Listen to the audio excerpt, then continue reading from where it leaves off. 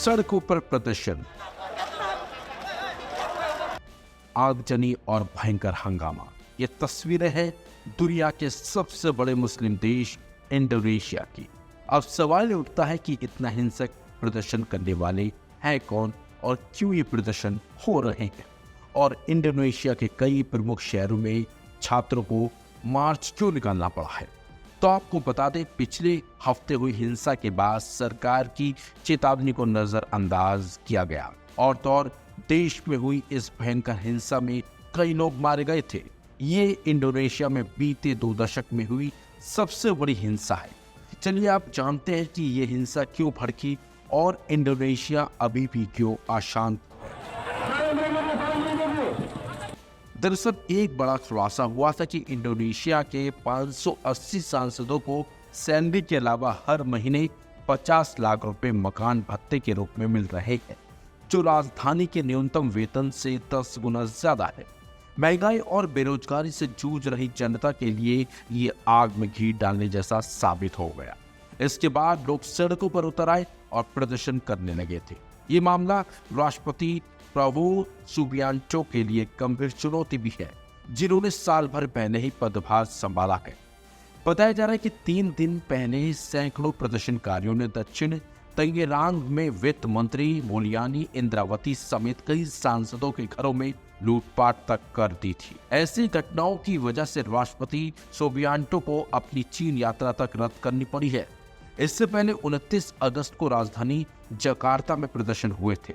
गुस्साए भीड़ और पुलिस के बीच झड़प हुई थी, जिसमें पुलिस की बख्तरबंद गाड़ी एक डिलीवरी राइडर को कुचलती हुई दिखाई दी थी।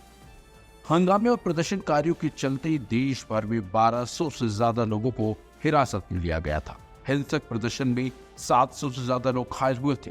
प्रदर्शन की वजह से इंडोनेशिया को 28.22 करोड़ रुपए का नुकसान तक हुआ है।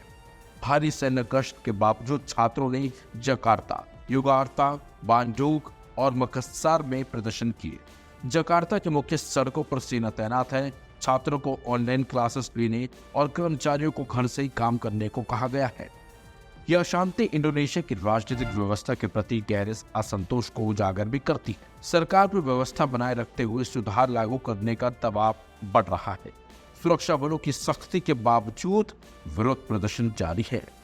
राष्ट्रपति सुबियांटो को सांसदों की सुविधाओं को अब घटाना होगा। शांति के लिए पहल करना अब राष्ट्रपति के हाथों में है, क्योंकि अगर समय रहते कोई बड़ा कदम नहीं ही उठाया गया तो हालात काफी बदतर हो सकते हैं और देश में हर तरफ सिर्फ और सिर्फ हिंसा और प्रदर्शन की तस्वीरें ही देखने को मिल सकती हैं। हालांकि आपको बताते हैं, सांसदों की इस वेतन जो उन्हें लाभ हो रहा है, उसके खिलाफ सड़कों पर अब छात्र उतर चुके हैं, प्रदर्शन हो रहे हैं। ऐसे में अगर समय रहते प्रदर्शन नहीं रोके गए तो हिंसा और ज्यादा भड़क सकती है और इसमें कई लोगों की जान भी जाने की आशंका हो सकती है। और जिस तरीके से अब प्रदर्शन हो रहे हैं और जिस तरीके से मांग उठ रही है, ऐसे में राष्ट्रपति को कोई बड़ा कदम उठाने की जरूरत है।